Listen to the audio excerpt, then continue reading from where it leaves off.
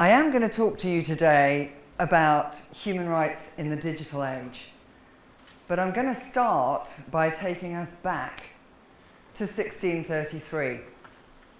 In 1633, the scientist, sometimes known as the father of modern science, Galileo, found himself facing trial in Italy.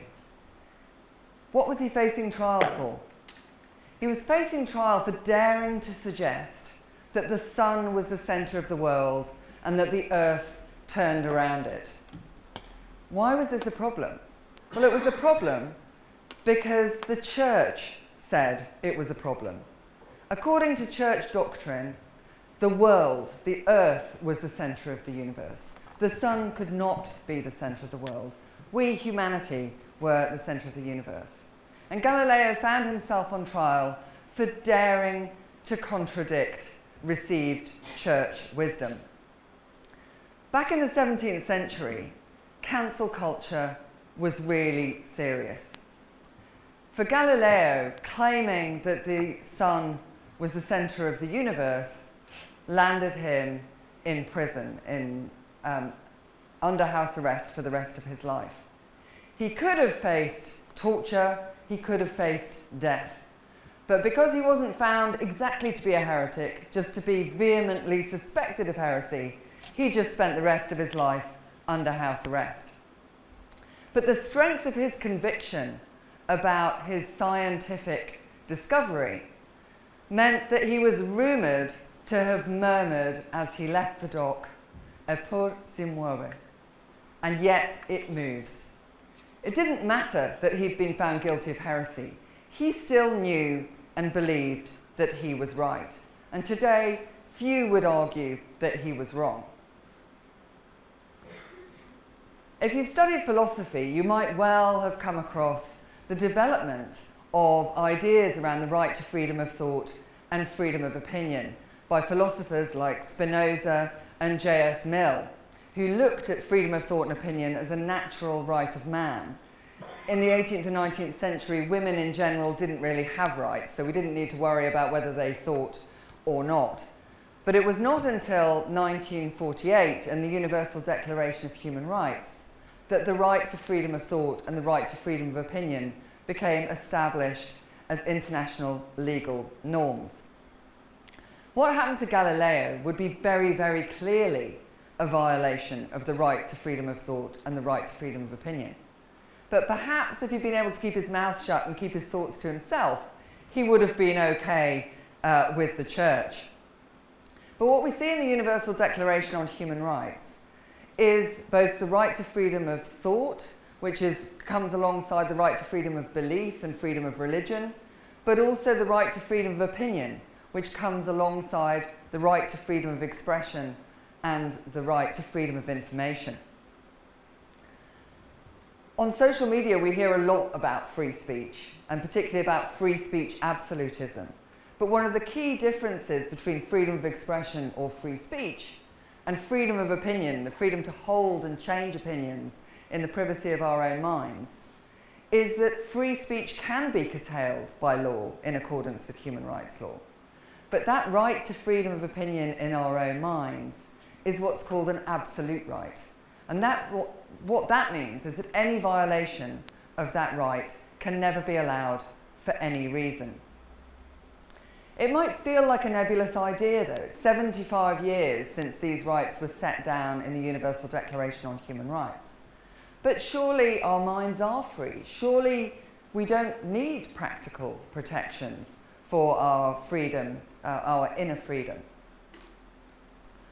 For me, the first time that I really thought about freedom of thought or freedom of opinion, after 25 years working as a human rights lawyer, was when I first read about the Cambridge Analytica scandal in 2017. You might remember that what Cambridge Analytica said it was offering was called political behavioural microtargeting. And what that is a technique that they claimed meant that they could read and understand the personalities, thoughts and opinions of social media users, and to use that information to then feed back into their social media feeds to manipulate how they thought and felt, and that way to change their behaviour when it came to elections. regardless of whether you think your thoughts and opinions might have been changed by political behaviour or micro-targeting, or any election that affects you, the kind of techniques that Cambridge Analytica said they were using are much more widespread. You might remember from about 10 years ago, there were reports about a Facebook ocean personality traits experiment. There were lots of headlines that said, Facebook knows you better than you know your friends and family. And what researchers for Facebook had discovered was that by looking at people's likes on Facebook, not their posts or what they said, but just looking at a small number of things you might have liked, maybe a cat video, maybe somebody else's holiday photographs, they could tell with a fairly high degree of exactitude what kind of a person you were, according to the Ocean test of personalities. It's very difficult to know what you might be giving away. How would you know, for example, that liking curly fries was an indication of high intelligence? Or that liking posts about confusion after waking up from naps was a very high indicator that you were a straight man? And obviously it would be particularly confusing if you were a straight man who'd just woken up for a nap. It's incredibly hard to know what traces we leave in the digital environment. And in 2020, researchers have found you don't need a Facebook account for data to be gathered on who you are, how you think, and how you feel. Just by passive analysis of your phone use, researchers can identify what kind of a person you are and how you're feeling that day. So what about our feelings? Another ill-advised Facebook experiment was called the mass-scale emotional contagion experiment. I mean, what could possibly go wrong with a mass-scale emotional contagion experiment? What Facebook did was that they took about 700,000 Facebook users around the world at random. Could have been me. Probably most of you are too young to have a Facebook account, or certainly to have had a Facebook account back then. But they took 700,000 users at random, and they massaged their Facebook feeds, and then observed how it made people feel. Perhaps unsurprisingly, if you were one of the unfortunate users who got fed a daily diet of misery, by the end of the day you were likely to be posting pretty negative comments. If you were at the happy end of the spectrum and you'd been fed a diet of fluffy cat videos all day, you were very likely to be posting positive posts by the end of the day. So the researchers realized that they could, on a global mass scale, effectively change how people feel. And if you think about that in terms of politics, how you feel may well affect whether or not you get up off the sofa and go and vote. It's not about changing your political opinions, it's about changing how you feel to change your behaviour and identifying the kind of people you want to get out to vote and the kind of people you don't. But it's not just in politics that these things matter. Going back to Galileo, he was absolutely convinced that the sun was the centre of the universe and that the Earth was a globe that travelled around the sun. I'm not going to ask for a show of hands about who disagrees with him, but there are an increasing number of people in the world who now believe that the world is flat and that Galileo got it all wrong. The moon landings, space exploration, it's all an elaborate hoax. So researchers in America went along to a Flat Earth conference to talk to a group of flat earthers to understand how it was that they'd come to the conclusion that the Earth was flat. They spoke to 30 people, and all of those people, bar one, said that they had come to the conclusion that the Earth was flat through recommended content on YouTube. They hadn't gone on to YouTube to find out if the Earth was flat.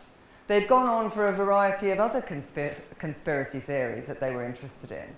And YouTube had identified that these were people who were interested in conspiracy theories and thought, have you ever considered that maybe the Earth is flat? Maybe this would be of interest to you because you're the kind of person who's interested in conspiracy theories. And had then changed their minds from people who believed that Galileo was probably right if they'd ever thought about it, to people who were so convinced that the Earth is flat, that they would pay out money to travel, ironically, around the world, to gather together with other people who felt the same way and to talk about it. What this shows is the incredible power that our information environment has on our freedom of opinion in the digital world. What we think, what we feel, what our opinions are may well be governed by the way we receive that information.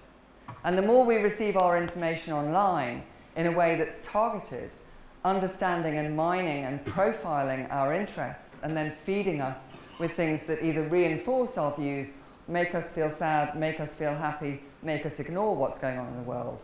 This is a real threat to our freedom of thought and opinion.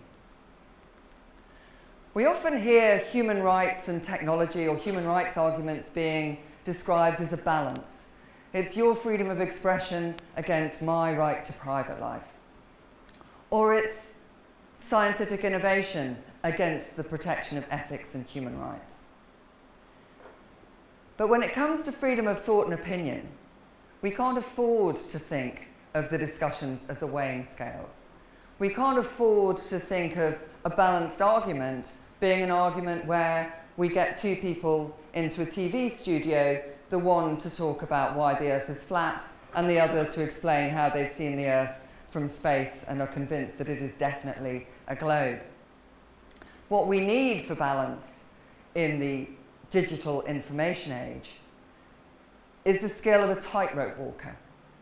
The tightrope of human rights and the tightrope of freedom of opinion are the things we need to keep our eyes fixed firmly on the future of scientific innovation and human rights. If we lose that balance, we all risk falling into the abyss. Thank you.